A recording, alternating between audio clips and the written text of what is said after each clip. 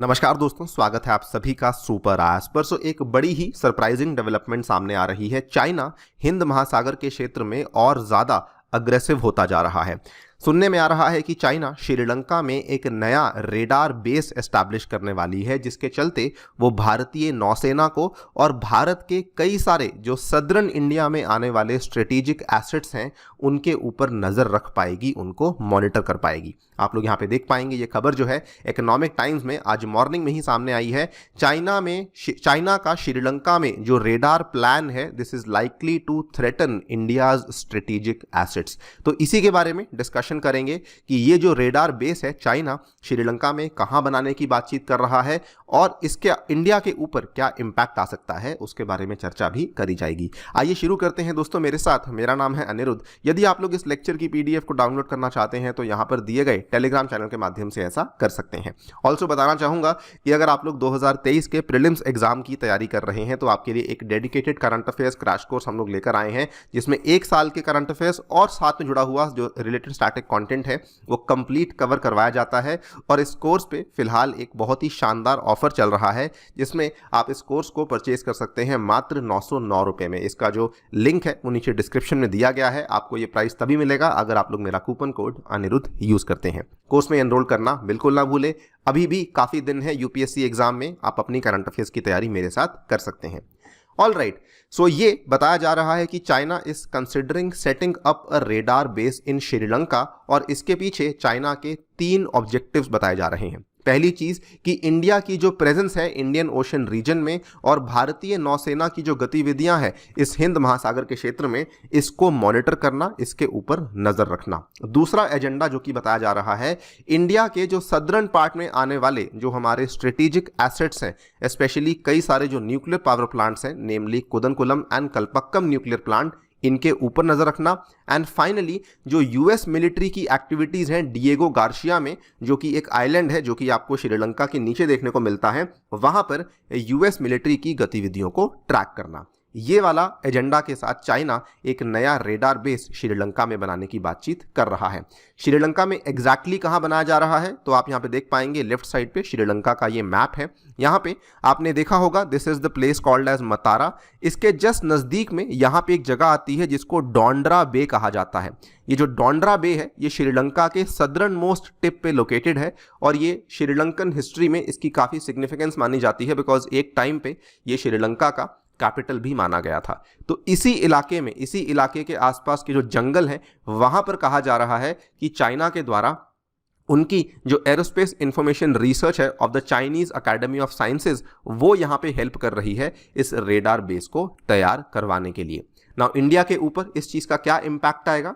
Apart from the impact जो मैंने आपको पहले ही बता दिया, इसका इम्पैक्ट और भी आ सकता है। देखिए, हमारे जो न्यूक्लियर पावर प्लांट्स है उसके ऊपर तो मॉनिटरिंग वो करेगा ही करेगा, लेकिन चाइना ये भी देख पाएगा कि इन न्यूक्लियर पावर प्लांट्स में किस किस टाइम पे इंडिया के द्वारा रिफ्यूलिंग करवाई जा रही है। इतना ही नहीं, क्योंकि चाइना एकदम जो इंडियन ओशन रीजन में जो आपका सेंटर पॉइंट है वहां पर बैठ जाएगा रेडार बेस के माध्यम से, तो उसके चलते जो सी लेन्स ऑफ कम्युनिकेशन बनती हैं इंडियन ओशन रीजन के अंदर, उनको भी, उनके ऊपर भी पूरी नजर रख पाएगा। तो इंडिया का कोई भी जहाज, मान लीजिए वो इंडियन अंडमान निकोबार तक जाता है, इधर जाते हैं हम लोग अरेबियन सी तक जाते हैं, या कोई भी हमारी सबमरीन है, पनडुब्बियां हैं, तो वो उन सभी चीजों को मॉनिटर कर पाएगा। फिर भले वो हमारे मिलिट्री के जहाज हों या फिर भले वो हमारे कमर्शियल शिप्स हों, हर चीज की मॉनिटरिंग यहाँ पे चाइना के इस रेडार बेस के द्वारा करी जा पाएगी। इसीलिए कहा जा रहा है कि it might be able to track movement of Indian navy vessels which are travelling to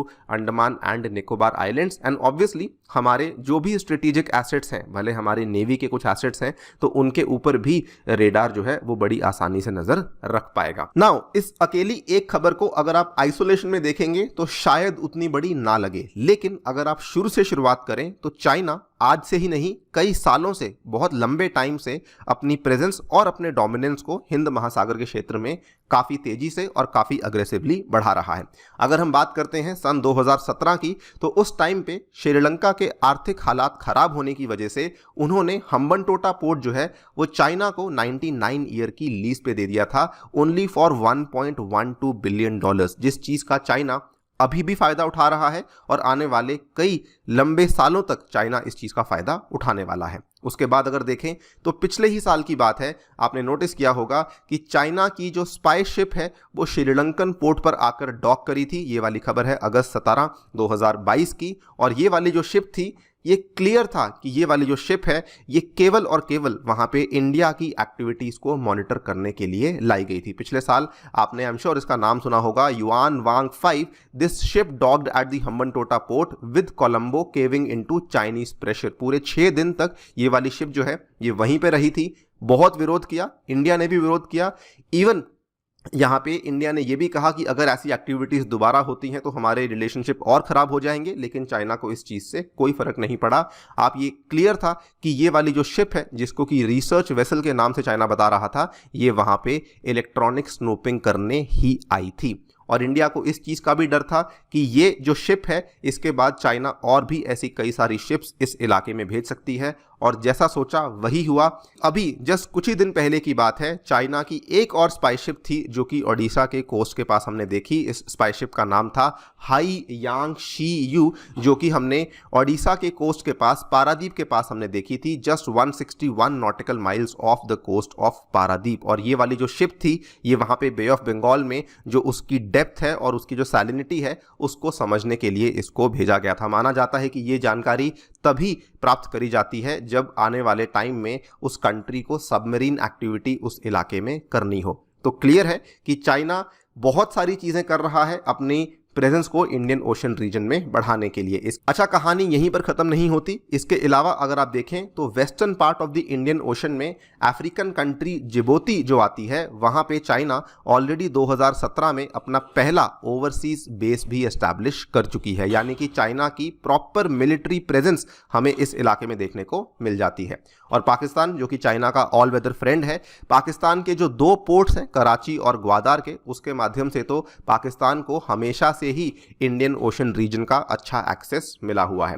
तो आप देख सकते हैं जो भी यहाँ पे पार्ट्स बनते हैं, जो भी इंडिया के आसपास के पार्ट्स बनते हैं, उन सभी एरियाज में चाइना की अच्छी खासी प्रेजेंस बनी हुई है। और पिछले 10 सालों से हम लोग देखते आ रहे हैं कि गल्फ ऑफ एडन के क्षेत्र में चाइना के द्वारा न्यूक्लियर और कन्वेंशनल सबमरीन्स को एक नहीं बल्कि बार बार भेजा गया है। सो अगेन ये भी उसी चीज की तरफ दर्शाता है कि चाइना बार बार इंडियन ओशन रीजन में अपनी प्रेजेंस को बढ़ाने के लिए कितनी कोशिश कर रही है। सवाल यह भी आता है कि आखिरकार श्रीलंका ऐसा करता क्यों है। देखिए, श्रीलंका मजबूर है क्योंकि श्रीलंका के जो आर्थिक हालात हैं आप सभी को मालूम है अच्छे नहीं थे, और पिछला साल तो श्रीलंका के लिए बहुत ही खराब गया। तो वो शायद ना चाहते हुए भी जो बार बार है चाइनीज प्रेशर के तले दब जाता है, जिसकी वजह से उसको ये वाली चीज़ें करनी पड़ती हैं। But it is high time कि इंडिया इस चीज़ को समझे कि हमें भी इसी इलाके में अग्रेसिव होना है। अगर हमें एक रीजनल पावर बनना है, अगर हमें अपने डोमिनेंस को एस्टैब्लिश करना है, तो हमें सबसे पहले चाइना को इस इलाके में काउंटर करना होगा। हमारी नेवी को, हमारी आर्मी को, जो भी एसेट्स हमें मोबिलाइज करने हैं, हमें वो करते हुए चाइना की प्रेजेंस को डेफिनेटली काउंटर करना चाहिए। बाकी आप लोग क्या सोचते हैं डेफिनेटली बताइए कमेंट सेक्शन में। जाने से पहले एक बार फिर से बताना चाहूंगा दोस्तों, अगर आपने इस कोर्स में एनरोल नहीं किया है जल्दी से कीजिए, कोर्स में एनरोल कीजिए using the coupon code Aniruddh. Link आपके लिए डिस्क्रिप्शन में अवेलेबल करवा दिया गया है। Thank you so much for listening, stay tuned and stay